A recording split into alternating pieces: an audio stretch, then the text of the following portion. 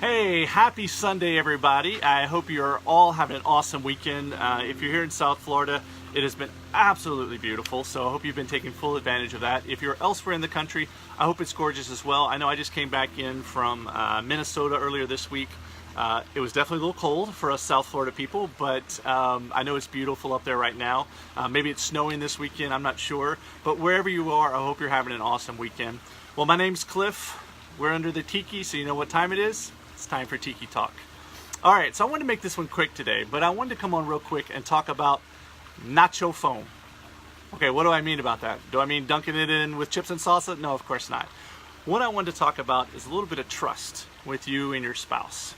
So, let me set the stage real quick. Imagine that your spouse has left the room and is jumping in the shower, or they are walking out of the room for a second.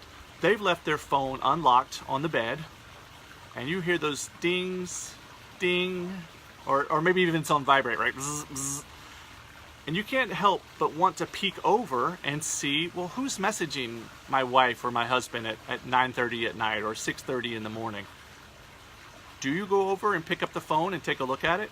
Are you checking out what their messages say, or what phone calls they've made, or what Facebook messages they've sent to others?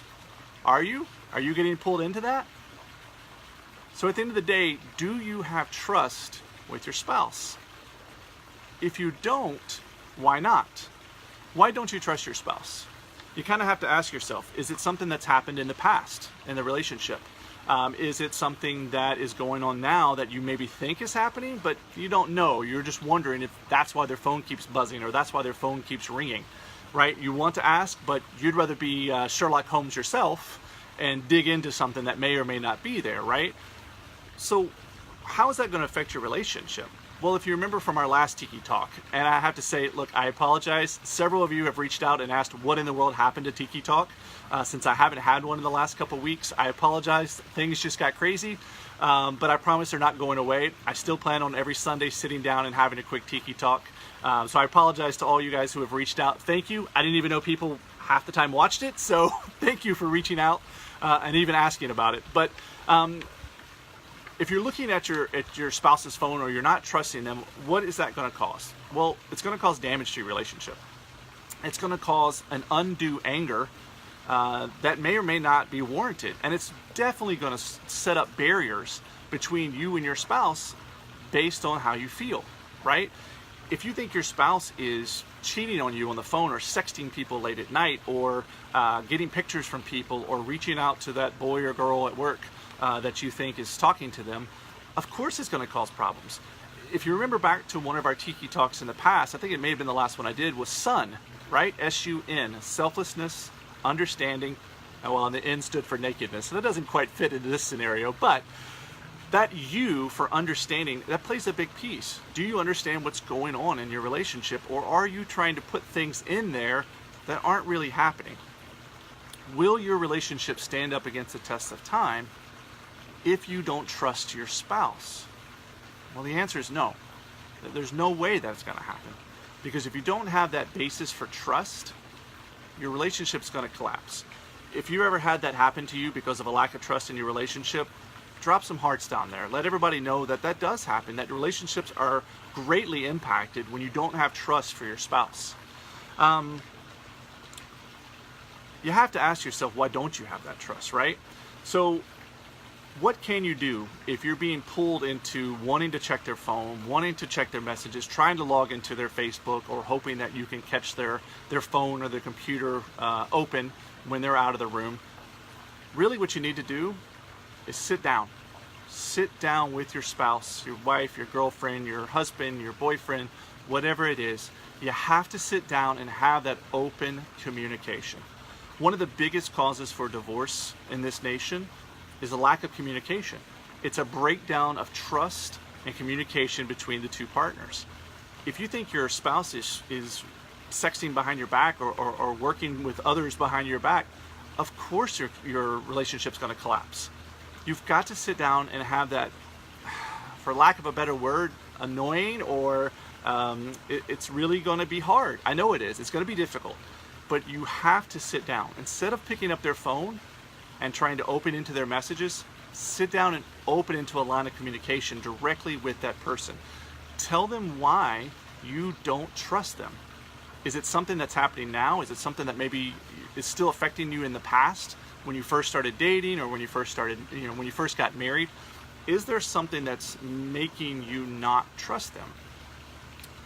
When you explain that to them, there's a couple different ways that things could end. It could be as simple as, oh my gosh, I can't believe you felt that way. I'm so sorry. No, the reason why I'm getting texts at 9:30 at night or 6:30 in the morning or whatever is because of this, this, this, and this. Or, hey, here's my phone. Go through it. I have no problem with you going through it. I want you to trust me. I promise, baby, nothing's going on. Fantastic.